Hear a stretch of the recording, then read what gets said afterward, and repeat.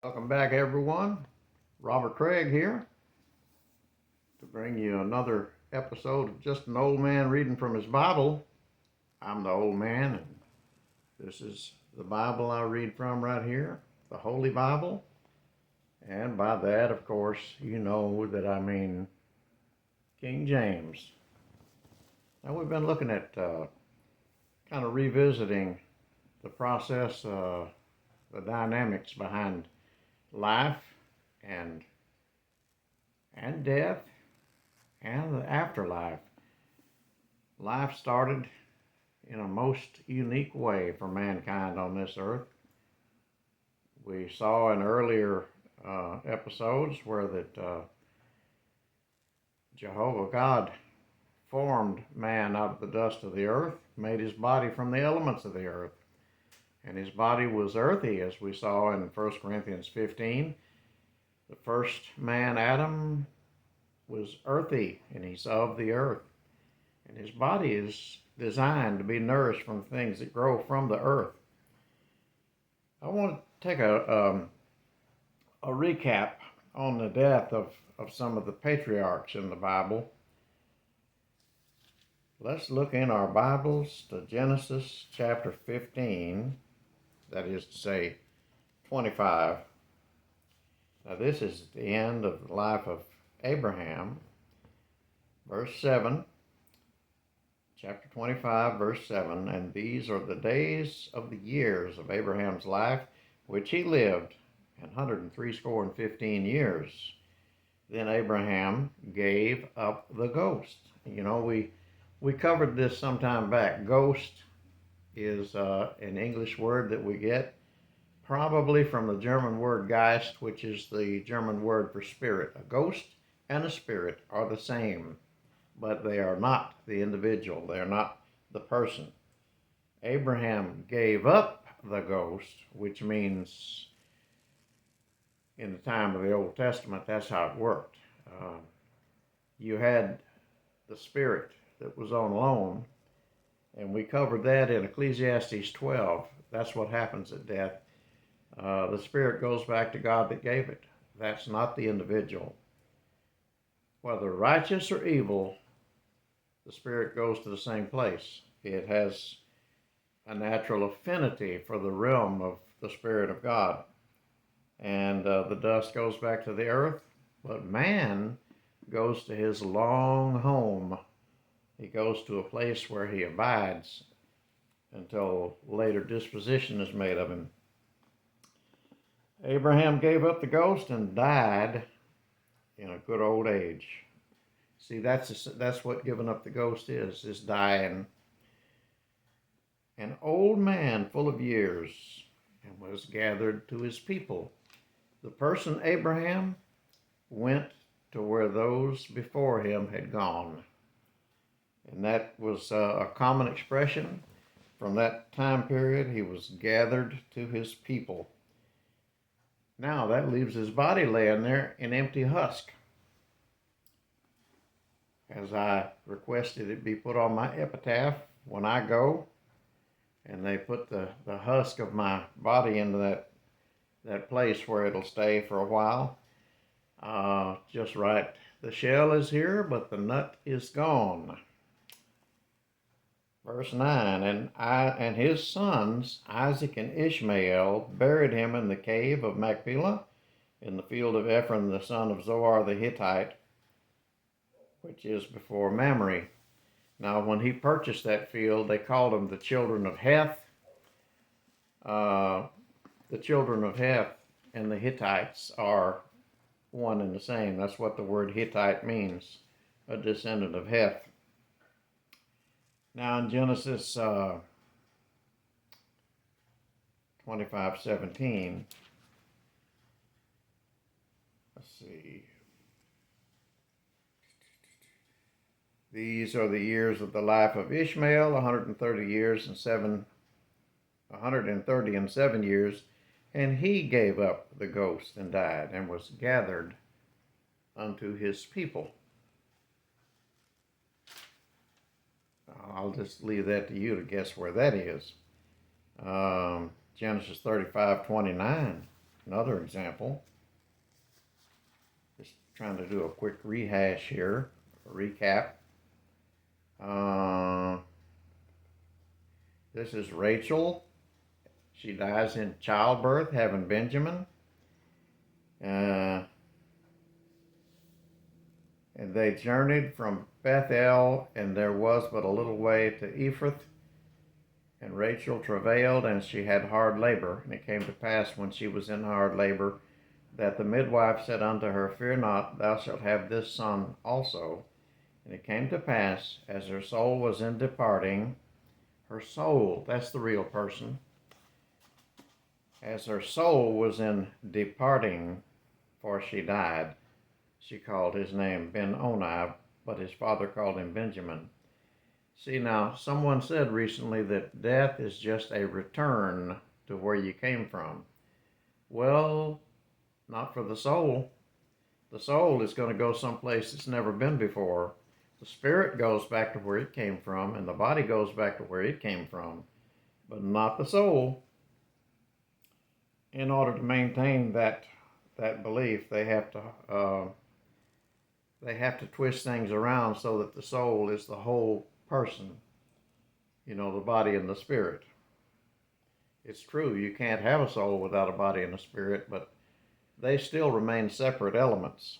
And when the spirit is withdrawn, or the body ceases to function, according to Solomon in Ecclesiastes 12, that's when that silver cord is loosed. Okay, and now Isaac, Isaac, he also was, no, that wasn't Isaac, that was Rachel. Okay, Genesis 49:33. Now that's toward the end of Genesis, and of course this is when Jacob reaches the end of his life, I believe. No, yeah, 49:33.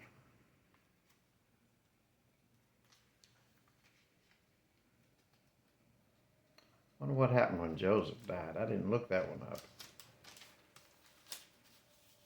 When Jacob knew that his time to go was coming, he called his 12 sons together, and he either blessed them or blessed them out, one or the other. Some of them for better, some for worse.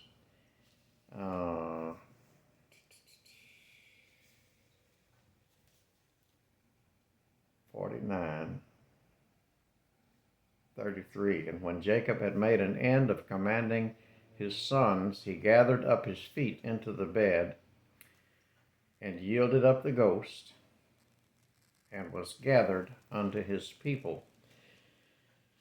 That gathering up of the feet, I've been told by people in the medical profession that is sometimes that's a response to a body being brain dead. Just a thought there. But all these people, when they died, it seems like they were gathered unto their people. So they went someplace, they departed. And then after that, in the next chapter, of course, you see the embalming and all that stuff, that procedure that they went through, and they carried him back and buried him in the same cave with Abraham. And Joseph, being 110 years old, they embalmed him, and he was put in a coffin in Egypt.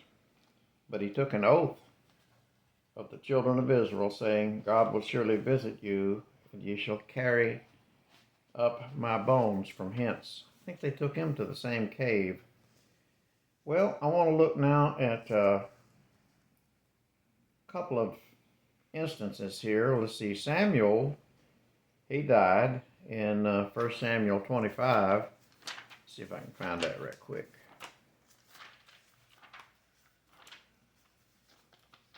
1 Samuel 25, he had been King Saul's advisor all through his career. But he grew old and died. Chapter 25 of 1 Samuel, And Samuel died, and all the Israelites were gathered together and lamented him and buried him in his house at Ramah. Of course, that's Bethlehem, right? No, or is it? It's in the general area where Rachel died, near Bethlehem. And David arose and went down to the wilderness of Paran. Okay, now take note that Samuel was buried at Ramah. Now we come to chapter 28. And Saul is kind of at a loss here. He's having his final battle coming up with the Philistines. And it was a kind of a make it or break it time for him. Verse 28 and verse 3. Now Samuel was dead, and we saw he was buried at Ramah, right? So you don't go to someone's grave if you're going to speak to the dead. They're not there. That's just their body. Samuel was dead, and all Israel had lamented for him and buried him in Ramah, even in his own city. Now, not having the counsel, he inquired of his men, is there a conjuring woman around here someplace that I can go to? So they go and they visit this woman, not at Ramah, but at Endor. And he disguised himself. And he promised her she wouldn't get in any trouble because what she was doing was illegal. Then said the woman, whom shall I bring up unto thee? See, they're not in Ramah. They're in the village of Endor. And the dead that they want to talk to has to be brought up. Not down, but up. And he said, this is Saul, bring me up Samuel. When the woman saw Samuel, she cried with a loud voice, and the woman spake to Saul, saying, why hast thou deceived me? For thou art Saul. And the king said unto her, be not afraid, for what sawest thou? And the woman said unto Saul, I saw gods ascending out of the earth, gods with a small g. And he said unto her, what form is he of? And she said, an old man cometh up, and he's covered with a mantle. That would be his office of prophet. And Saul perceived it was Samuel, and he stooped with his face to the ground and bowed himself. And Samuel said to Saul, now, I'm not the smartest man in the world, but I have to kind of take this for what it says. A lot of people have tried to tell me that this was a deception of the devil, that it was like a phony Samuel, but the King James Bible says, chapter 28, verse 15, and Samuel said to Saul, why hast thou disquieted me? In other words, why have you disturbed my rest to bring me up? He acknowledges that he has come from a lower place. And Saul answered, I'm sore distressed, for the Philistines make war against me, and God is departed from me, and answereth me no more, neither by prophets nor by dreams. Therefore I've called thee, that thou mayest make known unto me what I shall do. Then said Samuel, wherefore then dost thou ask of me, seeing the Lord is departed from thee, and has become thine enemy? See, Samuel served the Lord as a prophet. And, it seemed kind of ridiculous in his logic and understanding. If my boss has turned against you, you've called me to overrule my boss? Does that make sense even? But Saul was really grabbing at straws here. And his final word to him was, moreover, the Lord will also deliver Israel with thee into the hand of the Philistines, and tomorrow shalt thou and thy sons be with me. And the Lord also shall deliver the host of Israel into the hand of the Philistines. Oh my goodness. I wanted to wrap it up in this one, but I'm still stuck on the recap. Well, all right then. We'll finish it up next time. This has been part 4 of life, death, and afterlife.